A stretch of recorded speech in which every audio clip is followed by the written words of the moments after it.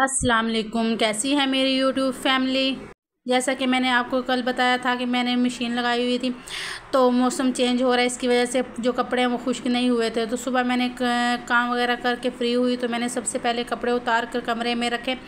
फिर मैंने कमरे की सफाई वगैरह की, सेटिंग की, जैसे आम तौर पे काम होता है इस तरह से सारा काम समेटा। और आज हम लोगों ने जाना भी था शादी पे। नूरे हरम के बाबा के फ्रेंड की सिस्टर की शादी थी। कमरे को समेट रही थी। कमरे को समेटने के बाद जो है ना, मैंने नूरे हरम चली गई थी स्कूल।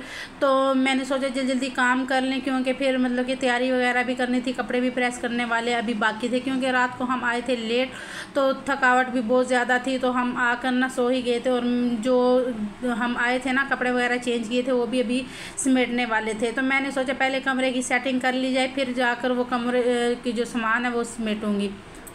तो यहाँ दूसरे कमरे में जो हमारा बेडरूम है, वहाँ पे ये सामान वगैरह बिखरा हुआ था जो रात को हम चेंज वगैरह करके गए थे, उनको समेट कर साइड पे रखना था। तो मैंने वो सामान वगैरह समेटा, सारी सेटिंग की, क्योंकि अगर हम एक जगह कहीं जा रहे होते हैं ना, सारा सामान बिखरा हुआ था। और साथ ही मैंने कपड़े प्रेस कर लिए थे जो हम लोगों ने बारात वाले दिन, मतलब कि लड़की की बारात पे पहनने थे।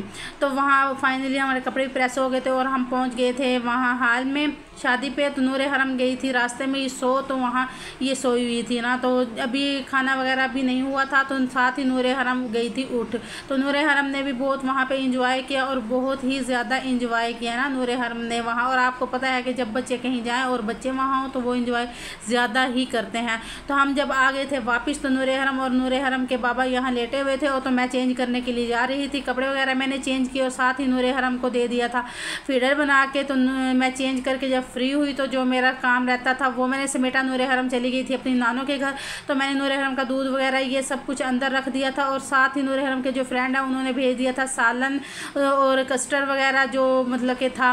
तो ये इतना मज़े का कस्टर्ड था, बहुत ही ज़्यादा। तो आधा जो सामान था ना, इसमें से जो चावल वगैरह, रोटी जो भी था, सालन वगैरह, कौरमा, ये मैंने ना अपनी अम्मी की तरफ भेज दिया था, क्योंकि ये इतना ज़्यादा था, हम 2 लोग थे।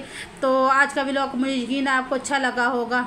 अगर अच्छा लगा हो तो कमेंट्स में बता दीजिएगा। चैनल को सब्सक्राइब कर दें और बेल आइकन को प्रेस करना मत भूलिएगा, ताकि आपको हर आने वाला व्लॉग मिलता रहे। तब तक के लिए अल्लाह हाफिज़। अपना बहुत ज़्यादा ख्याल रखिएगा। फिर मिलते हैं नेक्स्ट व्लॉग में।